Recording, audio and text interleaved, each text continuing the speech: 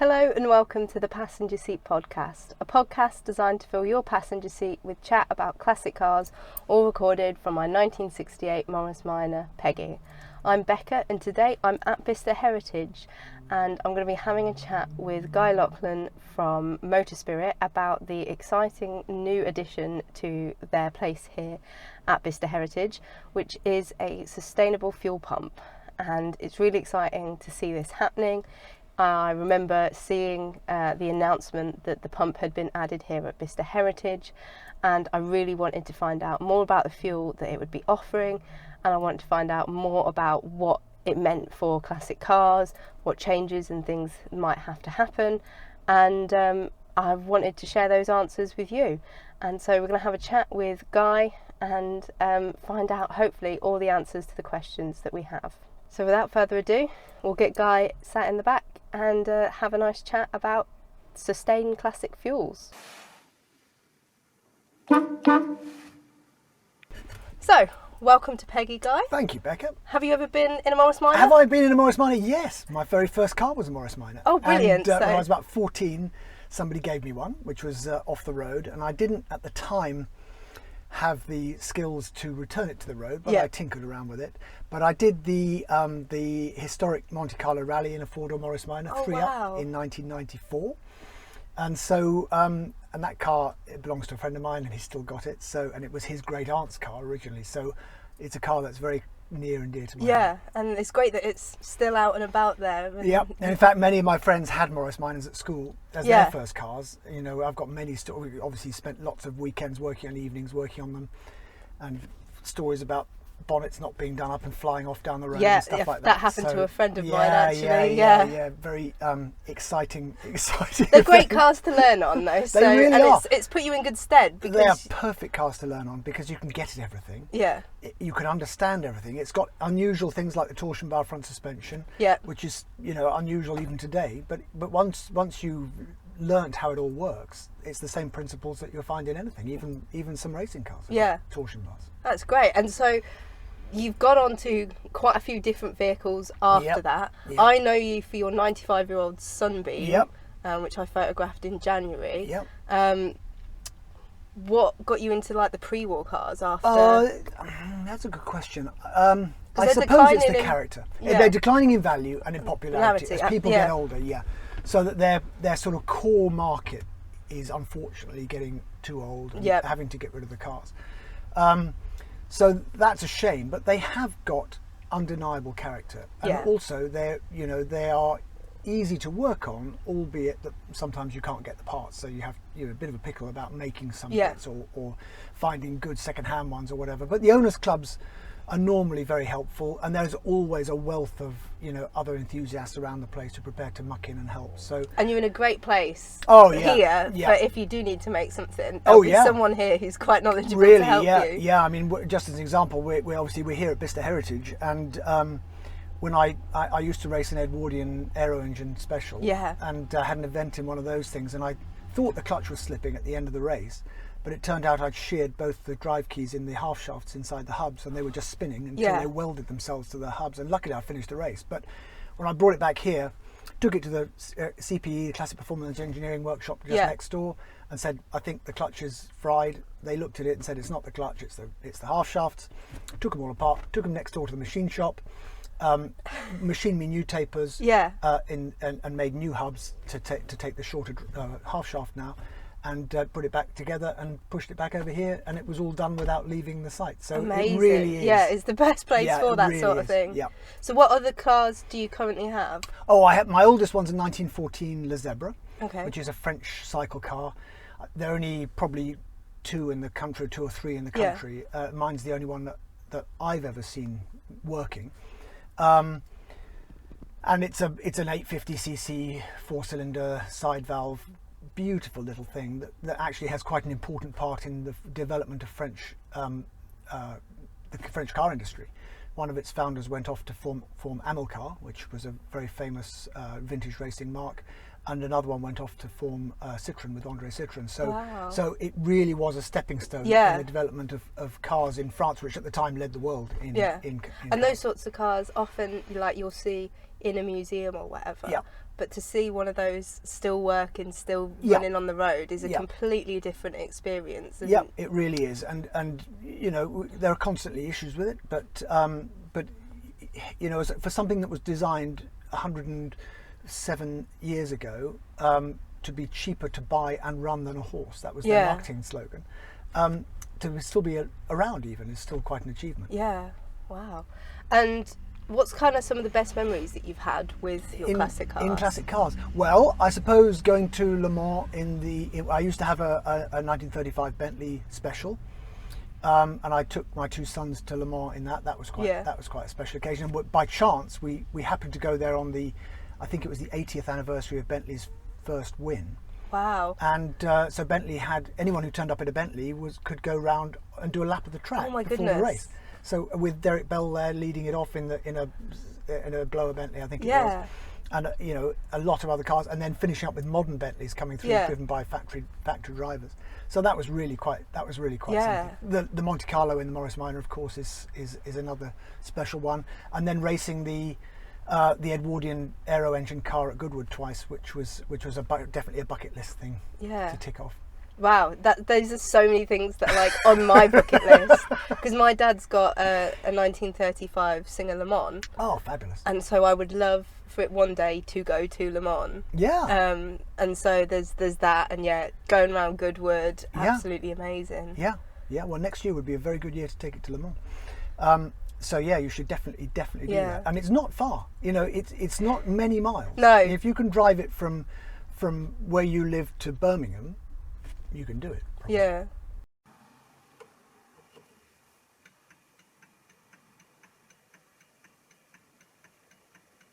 So you've taken this passion for motor vehicles and kind of brought it to Motor Spirit. Yes. What was it about the Motor Spirit company that kind of felt like it was a good fit for your interest in cars? That's an interesting question. Well, originally, it was pure chance. I was a customer of the company. Yeah. It was originally called Classic Oils, and it was in Aylesbury, and it was started by a guy called Dave Parker. Mm-hmm. And he had built it up to a stage, and then wanted to emigrate to New Zealand.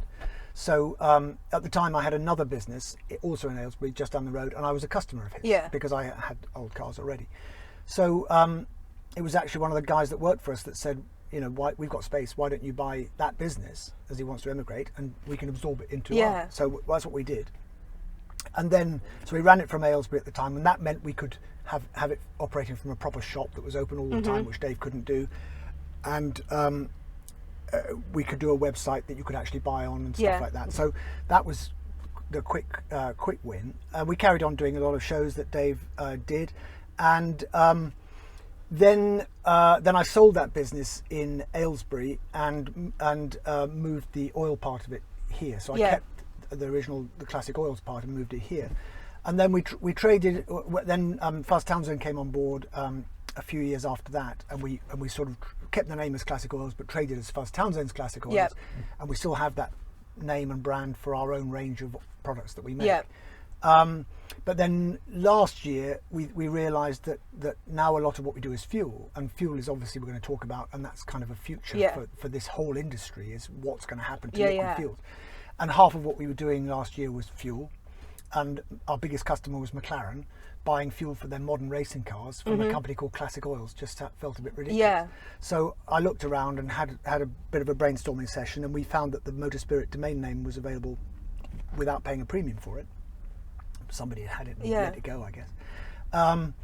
And so we took it because Motor Spirit, obviously the old name for petrol anyway. Yeah. And it also the intention is it's supposed to talk to the spirit with which we approach everything we do. Yeah. So we always try to be more helpful than anybody else. We try to know more than anybody else. We try to have a broader stock than anybody else. And so we felt that Motor Spirit summed up the sort of ethos of what it's about. And if you look at the logo, the heart in the middle is supposed to talk to the spirit, but it's actually made up of an M and an S. Oh stylized. Yeah. There you go. Wow. And it looks a bit like a racetrack. Yeah. That's the idea. Oh, that's awesome. And so you brought the Classic Oils and now Motor Spirit Bicester Heritage. Yeah. What about this site felt like the right place to continue to grow it? It was obvious. By coincidence, I was one of Bicester Heritage's first customers. Yeah. Because I always had one more cars than I had garages. Mm-hmm. So the first thing that opened on this site 10 years ago was the storage facility. Yeah, just over there. Yeah, which nowadays has got 300 cars in it. In those days, I would say I was one of the first 6 customers to be in there. And they were, friendly, car-loving bunch. And I remember going to their first Christmas party in there when they had to borrow cars to make it feel, even partially busy. And now there's a waiting list to get in. So I was there and talking to Dan, who's still chief exec of Bicester Motion. And it was this building that we're in was the lubricant store when it was an RAF station.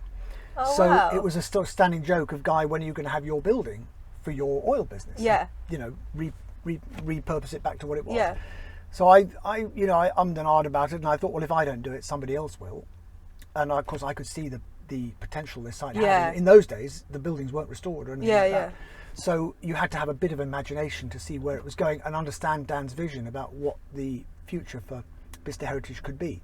So I got all of that immediately and took the building on. And for a time, we ran here and Aylesbury in parallel. Mm-hmm. Then we sold Aylesbury and just moved the oil all here. Yeah.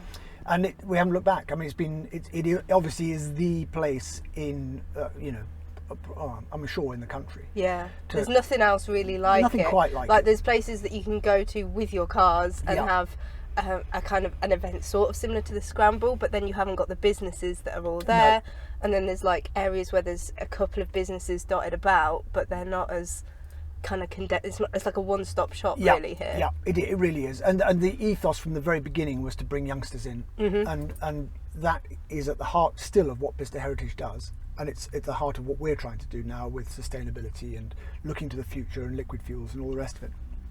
So being here means that we're in the right place to pick up on the latest trends and news and stuff that's happening, and of course people want to associate with us because we're here. Because where else can a boring old oil supplier open their doors on a Sunday morning and have 5,000 customers outside? Not many places. No. So we're very, very lucky to have done that.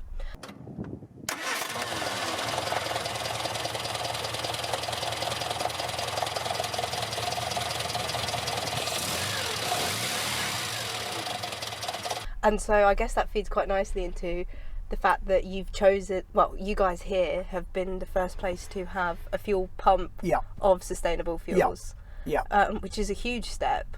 And I guess, again, why is this felt like the right place to put it? I think a lot of it's going to cross over with what you've already said. Yeah, it does. It's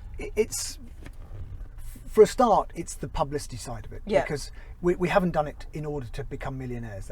Trust me, we've done it to let people know that it's real, it exists. If people want to come and buy some, they can come and buy some.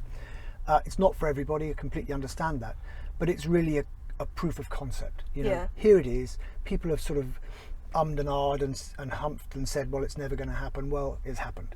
And the most important thing is that for politicians to see that it's happened, so that because of a lot of what politicians are told on a daily basis isn't true. A lot of it is wishful thinking, if you're polite.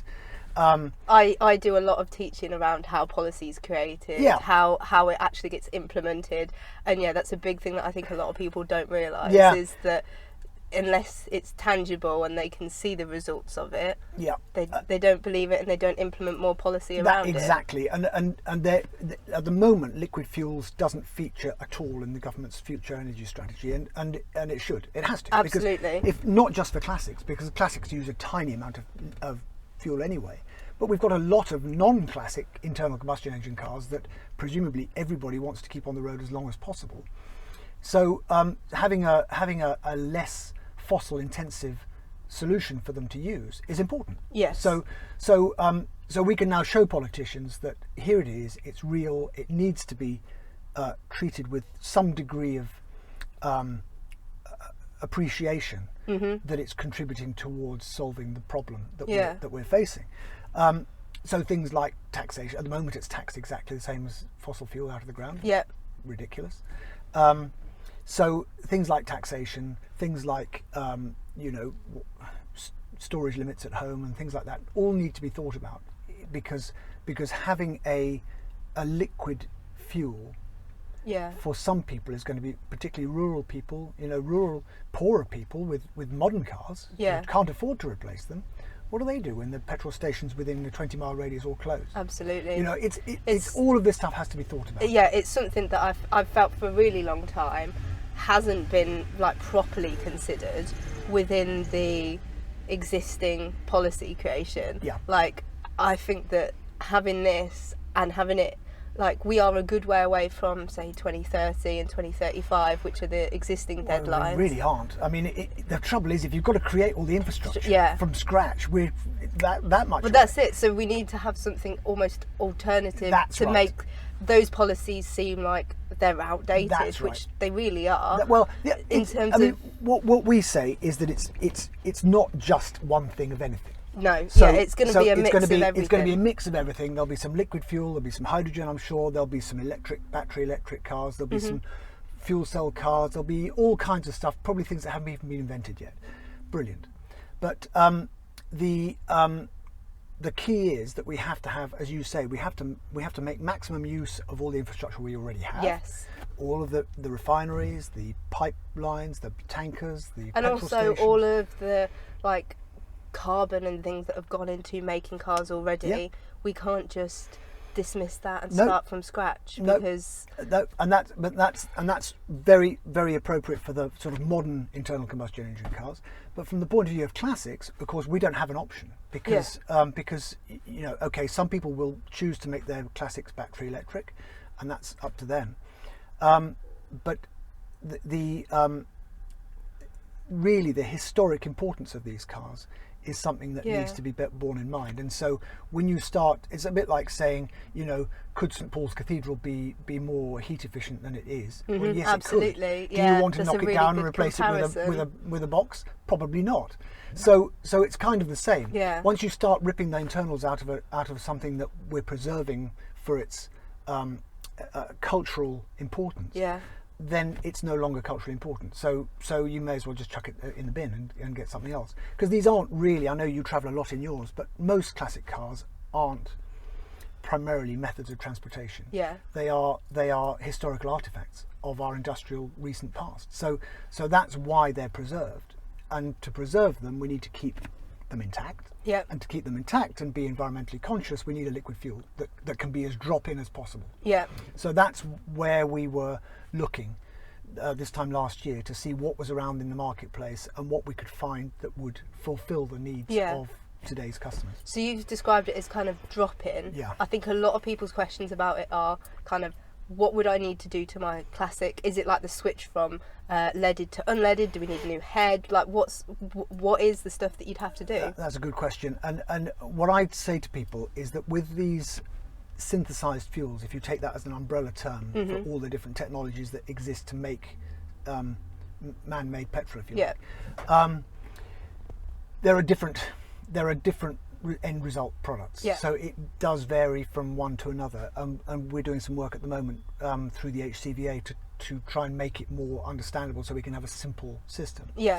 But the best case, the one we've plumped for here, is an 80% sustainable fuel. But is exactly a drop-in for modern petrol. So if you can run satisfactory on premium unleaded, you can run on this. Excellent. There's no changes needed whatsoever. It doesn't alter the mixture. Your engine, as far as your engine's concerned, with this fuel, it can't tell the difference between this and a good zero ethanol. So would people have to kind of clear out their system and start? No, you could fill chuck it on top of whatever you've got in there at the minute. And the car won't know the difference. I mean, everybody reports better starting, for example, than they do on pump fuel, and I mean, to get the most out of it, obviously you could tune the car to run on it, but we're not expecting people to only run on this. So yes, it can go and it can mix this perfectly with whatever's in the tank, and we've run it in more than 100 cars, from the racetrack, modern piston engine cars, right the way back to Edwardian cars. And there's zero issues. And so a lot of people who are using like the super unleaded stuff now are using it because they're a bit worried about things like their rubbers and things like that. Is there any issues around that? No, that's what they're worried about there is the ethanol. They're trying to minimise. They're using E5 instead of E10.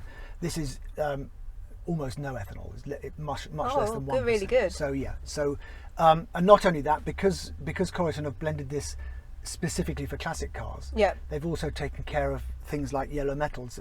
Normal petrol doesn't like yellow metals. It just doesn't get on with them, and it starts to leach various elements out of the yellow metals into the fuel, and that can cause gumming up and storage issues. That's taken care of in this fuel because it's aimed specifically at classics. They've put an inhibitor into it. So vintage cars that have a lot of copper and brass in their fuel systems, no issues. And the storage issue that you're talking about, so if you were leaving your vintage car in the garage over winter, then you wouldn't have to drain your fuel system and stuff? No. I would expect you to have no problem starting it in the spring. Oh, excellent. Yeah.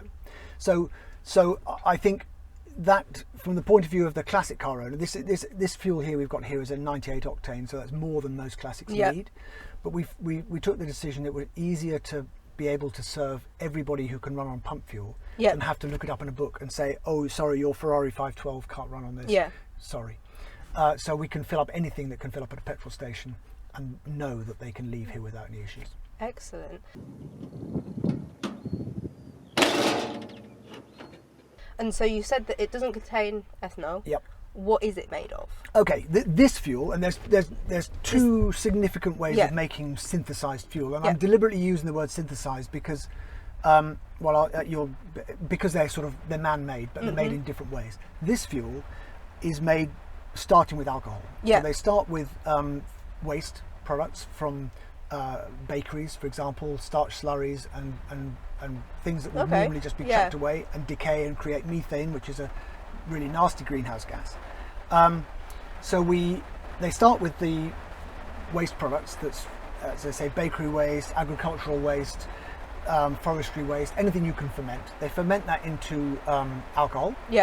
And then they have this very clever process, which is alcohol is carbon, hydrogen, and oxygen. And what this process that they do does is strips off the oxygen and then recombines the carbon and hydrogen atoms into long chain hydrocarbons that exactly mimic what you find in petrol. And petrol is made up of not just one type of molecule, it's made up of a whole family of different lengths of molecules in different ratios to each other, and the ratios of those are really important as to how the petrol behaves in real life.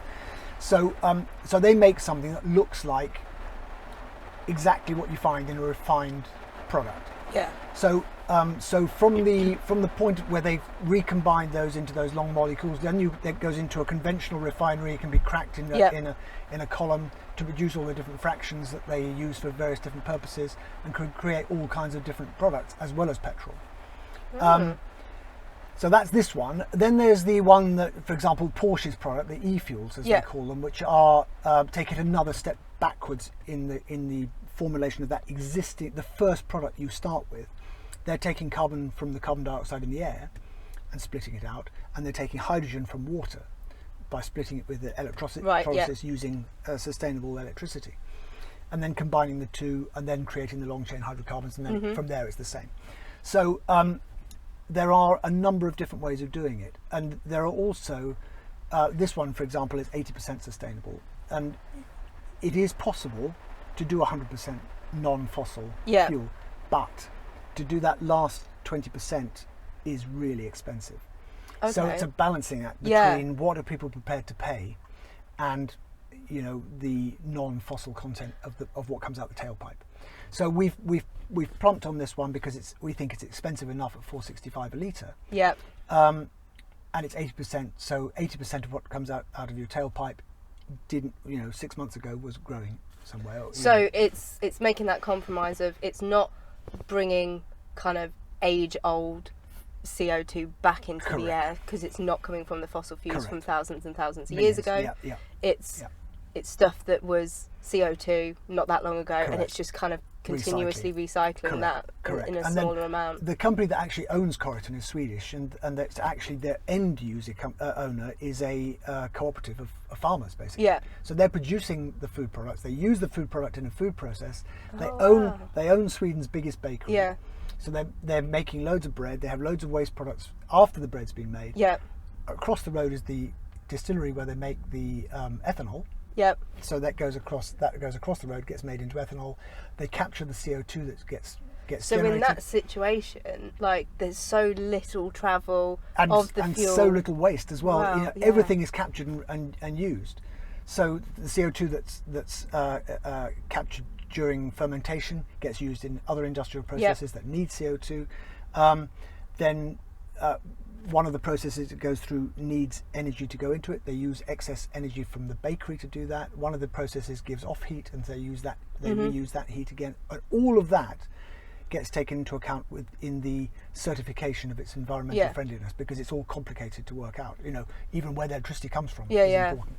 So, so all of that gets taken into account and certified at the end of the day, so that people can have confidence that what they're buying is what it says on the tin.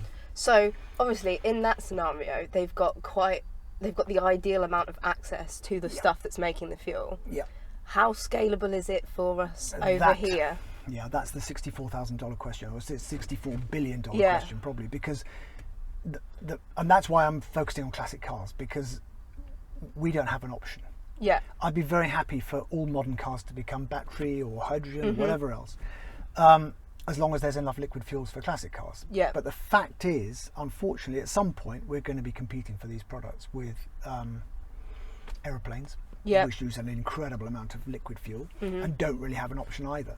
So, scalable, yes, but the question is, at what point does it start to go to the highest bidder?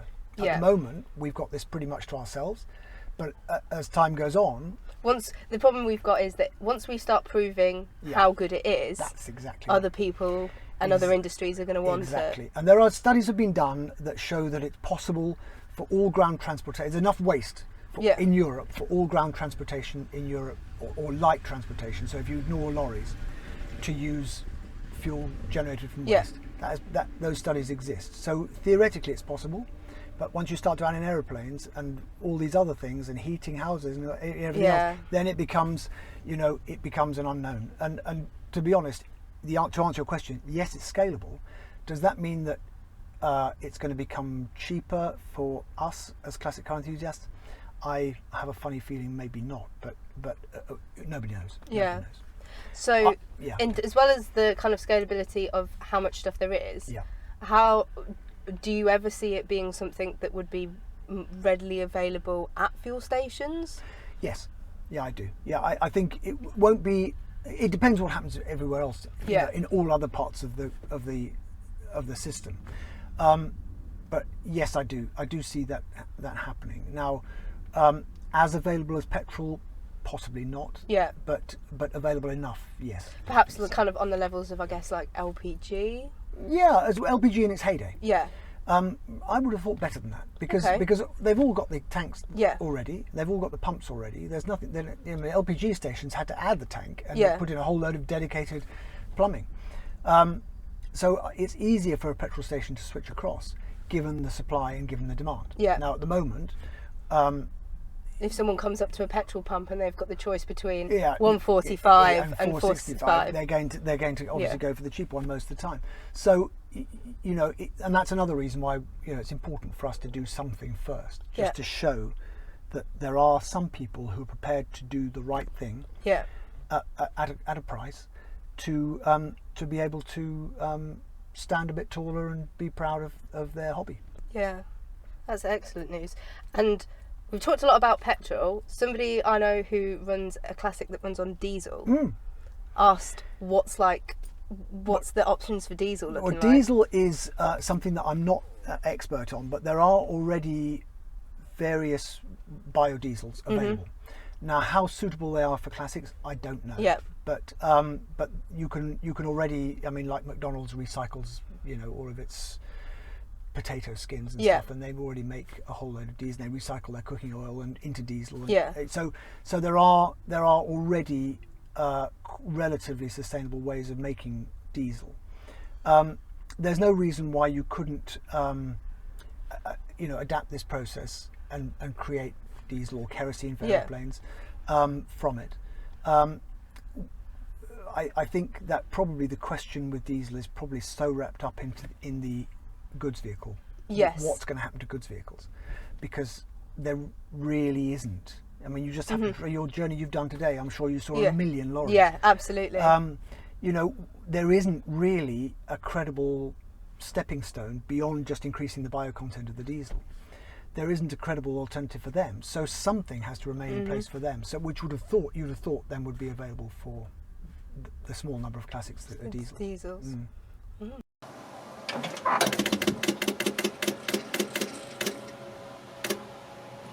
Have you received any kind of recognition from people outside of classics? Because I think a lot of classic owners are aware that we are kind of being somewhat scrutinised of the impact of our hobby. But what about like those that are kind of environmentally interested, and has there been any environmental groups or whatever that have shown an interest in what's happening here to kind of get you that support that you need for the government? Yeah, that's a good question. Not from us, not through us. Yeah. They haven't come directly to us. I hope they have through Coryton. Yeah. And certainly other manufacturers, I'm sure, have tried to get these people interested. I have to say that there's not enough interest from the sort of environmental side of things as I think there should be. And it's something that I'd like to see them, you know, it'd be nice to be on the same side for once. You know, and to recognise that we're trying to do something positive for the environment while maintaining the ability of this industry to survive, you know, which employs 130,000 people in this country. You know, it is actually quite a sizable thing. We can't just get rid of everything, because that doesn't solve the problem. But it would be a bit counterproductive. You know, take an industry that we happen to be world leaders in, and just crush it would be a bit silly. One would have thought. So you know, we have to have a liquid fuel that's available to keep this thing going, and retain our place as the centre of significantly historic car preservation.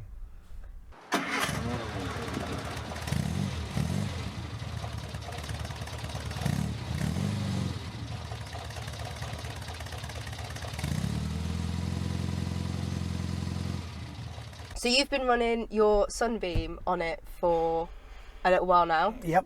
How have you, as a personal consumer of the product, found it for your car? Okay, yeah, it's so this is a 1928 Sunbeam, completely standard in every respect. It's got its original Hobson Claudel carburettor and its original vacuum supplied fuel pump and all the rest. Everything's as it left the factory. Yeah. And so first of all, no issues. Yep. It definitely starts better on this fuel. It's never a bad starter anyway. Yeah. But now it's starting within one turn of the crank, it seems, and it's running. I feel a bit daft saying it, but it does seem to run quiet. Other people have reported their cars run quieter. Interesting. And ours seems to run quieter, and there's I can't think of any reason why it should, but it definitely seems to. And I've done probably 500 miles in the last month on this fuel. Yeah. So I haven't. I'm not just saying it. I've driven the car to Nottingham where it was first delivered, and I've driven it to here to Bicester from Cambridge, and I've a lot of other local journeys, taken it to various car club things at home as well, and literally nothing bad to report about it whatsoever. I mean, it's very boring, and I wish there was, in a way, because at least you could then know that I was running on that, and I've had to make some changes to make it happen. But I've made zero changes. Now, could I, like all of us, could we improve the standard of the carburation on the car? Yes. Yeah. And we probably should do that. So we could probably tune it to get the most out of this fuel if we knew we were going to be running on it all the time. Because the nice thing about it compared to pump fuel is that it doesn't change between winter and summer. Yeah. So so that you could tune the car, if you had the ability to do that, to run perfectly on, or as perfectly as possible, on this Coryton Sustain Classic fuel. But without any changes, it runs perfectly fine. That's really good to know. And have you found, like, I've seen people reporting about better miles per gallon? I guess that's probably not something you take a lot of notice in the Sunbeam. I haven't. The fuel gauge in the Sunbeam is a dipstick in the tank, so it's not superbly accurate anyway. I haven't noticed any improvement, but it's certainly not worse than it was. Yeah. And I do want to do that and start doing some accurate measurements and just see. In fact, we've got a car magazine coming here in the near future, and we're going to do some work on that kind of thing, emissions and fuel consumption and starting, and look at it in a slightly more scientific way. Excellent. So if people are interested in trying it out in their classics, there's obviously the pump here at Bicester Heritage. Yep. Is there any other options if it's not local to them? No, there are a very small number of stockists at the moment. Okay. This is the only pump that there is. Yeah. So everybody else is pumping out of drums. Yeah. So at the moment, this is really the only, I would say, readily accessible source. There will be more. Someone's got to be first, so we're just doing it to be first. But at the moment, it's not the easiest thing to get hold of. We'll gladly supply people with drums. But that brings with it its own issues, because obviously there are safety implications in dispensing your own fuel, and also storage implications. So it's something it's not trivial to do that. Yeah. Obviously people can come here and fill up jerry cans and things, but it's only a start. You know, this isn't, like I say, it's not for everybody anyway, and it's not for everybody geographically, of course, either. Yeah. But it is for some people. Excellent. Well, thank you very much for taking the time to talk to me today, and I hope it's answered a few people's questions about this. Because I remember seeing the articles and stuff about it, and I think Tom shared it on that local group that we're both in. Yes, he did. And it was so exciting to see that this is a big step forward, I think, and it's interesting to see kind of where it goes from here. Yeah, brilliant. Well, thank you very much. Thank you. Well, I think I got most of my answers there, and also a little bit of fuel for Peggy to try out herself, so that's really exciting. And we'll see kind of where this goes. I think it's a really good starting point, and I think that there's lots of things that need to happen that are kind of beyond the control of the people that are supplying this, and it's really down to as many people as possible getting the word out there that this is an option that we need, and that it needs much more support and much more policy behind it. And hopefully we can see these sorts of things becoming more readily available and more usable for a lot of people. But I hope you've enjoyed, I hope you've learned something. Would you consider using sustained classic fuels in your classic? Would you be looking to kind of come and fill up regularly here if that's an option for you? Would you be looking to kind of maybe get a barrel at home if that's something that works for you? I'd love to hear your thoughts about it, either in the comments over on YouTube or something over on the other social medias. But in the meantime, drive safely on whatever fuel you're using, and happy motoring.